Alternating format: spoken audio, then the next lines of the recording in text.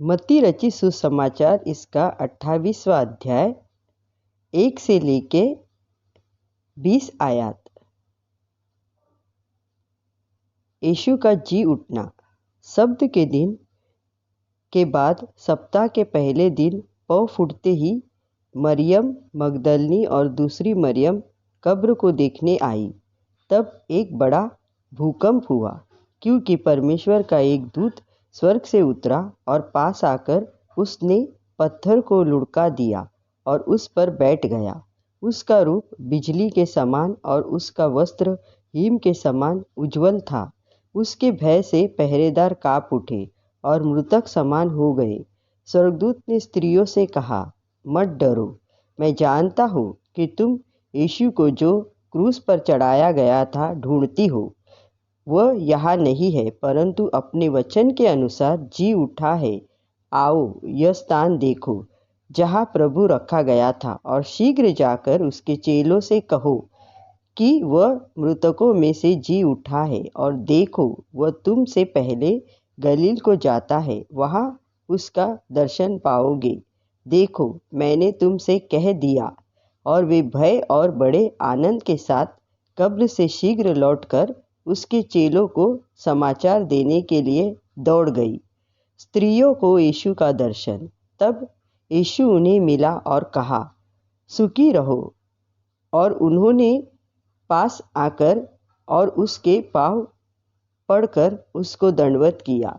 तब यीशु ने उनसे कहा, मत डरो, मेरे भाइयों से जाकर कहो कि गलील को चले जाएं, वहाँ मुझे देखेंगे। पहरेदारों की सूचना।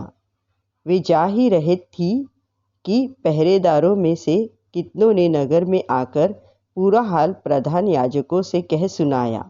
तब उन्होंने प्राचीनों के साथ इकट्ठे होकर सम्मति की और सिपाहियों को बहुत चांदी देकर कहा,